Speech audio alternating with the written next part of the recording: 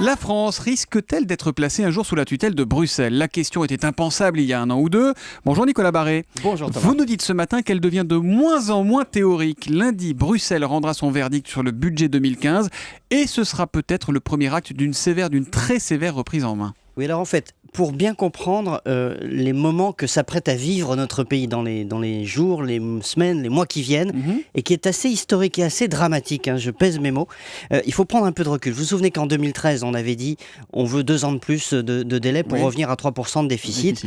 Il y avait des conditions, nos partenaires nous avaient dit d'accord, mais il faut réformer le marché du travail, réformer davantage les retraites, ouvrir certaines professions à la concurrence. On y va là. On l'a fait sur le dernier point, on l'a pas fait sur les 2 premiers points. Donc on arrive en 2015, on n'a pas vraiment fait les réformes qu'on avait promises de faire, et par ailleurs on est loin des 3% de déficit. On sera à 4,3% l'an prochain. Alors qu'est-ce qui va se passer, Nicolas? Alors tout est prévu dans les moindres détails, il y a un manuel, ce sont les traités que nous avons signés, ça fait plus de 100 pages, et ce qui est prévu, c'est que d'abord lundi, Bruxelles va sans doute rendre un jugement assez sévère, mais surtout il sera beaucoup plus sévère pour la suite, et ils vont exiger là des économies, des réformes dans les années qui viennent, et là va s'enclencher, si vous voulez, une mécanique assez implacable, qui peut arriver effectivement, vous avez raison, à la mise sous tutelle. C'est-à-dire comme on n'a pas respecté ce qu'on avait dit il y a 2 ans, il est prévu dans ces cas-là 2 choses. D'abord des sanctions financières et puis surtout une surveillance renforcée. Des sanctions financières, donc on va payer alors qu'on est déjà au fond du gouffre. On peut être amené à payer, oui, alors il faut que les autres pays soient d'accord, mais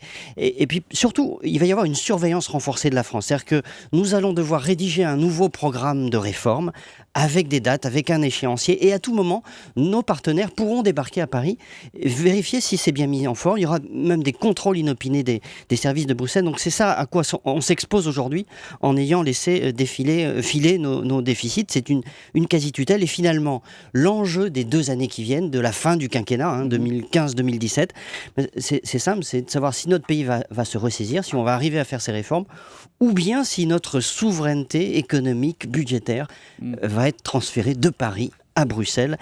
La balle est encore dans notre camp, mais plus pour très longtemps. En tout cas, on n'a plus droit aux circonstances atténuantes, ça c'est déjà acquis. Exactement. Ils ne nous feront plus de cadeaux. L'édito écho de Nicolas Barré, directeur de la rédaction des Échos, c'est tous les matins à 8h10 sur Europe 1. À demain, Nicolas. À demain.